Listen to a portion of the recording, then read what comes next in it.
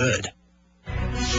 Joining me now here in Washington, our White House correspondent Dan Lothian, senior political correspondent Candy Crowley, and senior congressional correspondent Dana Bash, and Senator Ben Nelson of Nebraska is with us. And again, I want these guys to jump in with the questions and the conversation, but I want to get to a point about the process here, because a number of people have complained. Not only the Republicans are complaining all these negotiations are done behind closed doors, but when it comes to the deal you struck for Nebraska, Senator Landrieu struck for Louisiana, John McCain looks at this and he says, I thought President Obama promised Washington would be different.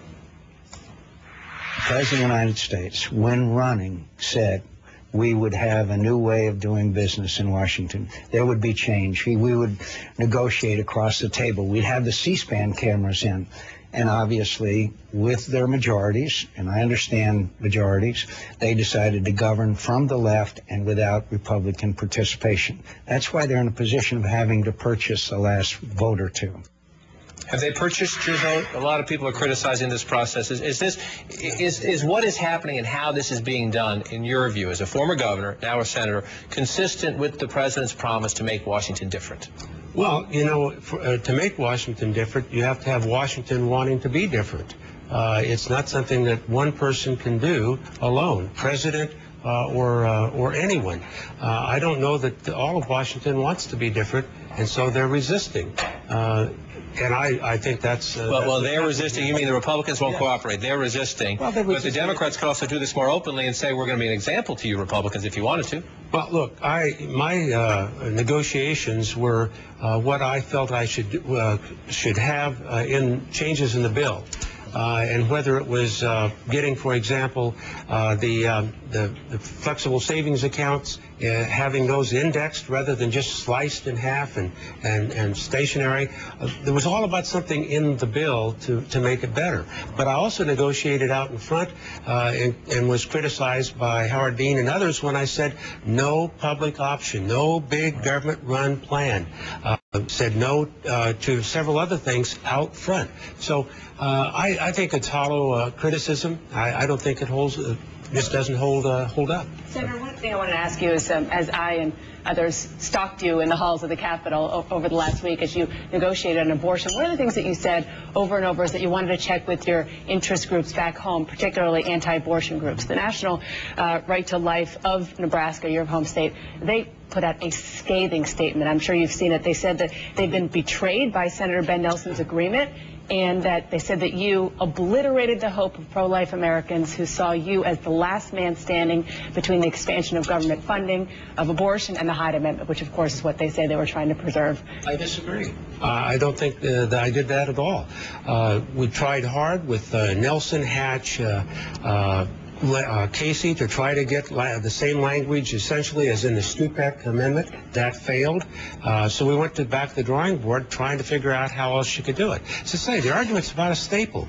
Whether you have a second piece of paper stapled to a policy or whether you have within the body of the policy on the front page that there's coverage for abortion, but separate premium checks have to be written for. They don't think that the separation of the funds is really enforceable. No. It's a state opt-in or out. Right. Let me also point out that we've made it very clear in the language that every state has the opportunity to ban abortion coverage in insurance policies written. As a matter of fact, 12 have already. 12 states have banned it in public plans, and 5 of them have banned it in both public and private plans. So we've preserved the right of the states to be able to do this on their own. Senator, yesterday you mentioned that you reserve the right to change your mind if there are any material changes in this bill. What is it that would cause you to reverse course?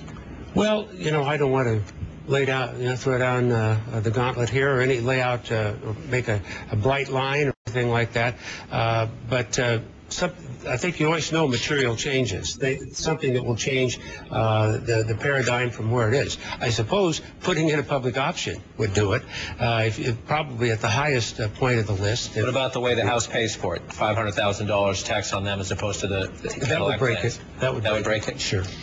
Senator, let me. It's been quite a drum roll up to this point. I suspect there will be a couple more drum rolls, and you will get a bill that's roughly looks more like the Senate bill, probably, than the House bill. Next year, it has to. For you to yes, go along with it. Right. Next year, in June, what is going to be different for the average American that doesn't have health care? So much of this doesn't kick in till 2014. Do Democrats run the danger of signing this bill with great fanfare and nobody gets anything for several years? It's unfortunate that there is that lag, because that's a reality that you've identified. But children will no longer be denied coverage because of pre-existing conditions. I think that's helpful. That's something that people have wanted. You can go down the list. There are other things like that, but you're absolutely right. The majority of this doesn't take effect until sometime in the future. It's part of the reason it's paid for the way that it is, and the criticism is there. It's valid. But on the other hand, you have to move into this incrementally, I believe, in order to make it work. But in effect, it is possible at the end of next year we would be sitting here with the same number of uninsured Americans. Well, except for children who are currently denied because of pre-existing conditions, that's a possibility. But I also think that this whole idea of state exchanges will be accelerated rather than delayed, so that the states can set up the exchanges on their own right now. And be able to have plans and help people get private insurance through those public exchanges. Let me ask you in closing here a question. At the end of the first year of the Obama administration, you're a former governor, a senator from a red state. President Obama did not carry your state. It's unlikely he would when he ran for re-election.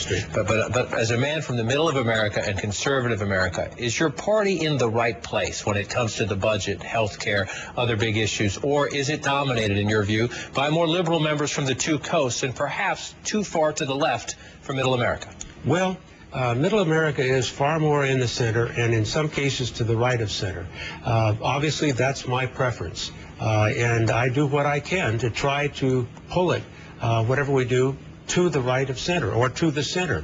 I think that's what I did with the whole health care issue. There's no doubt about it that Howard Dean is upset because the public option is gone. By getting rid of the public option, it moved it closer to the center. And that's what I've attempted to do, even with the Medicaid that we're talking about right now, to stop the madness of unfunded and underfunded federal mandates, putting restrictions and obligations on the state, pulling the money back and leaving the state holding the bag. We have to stop that.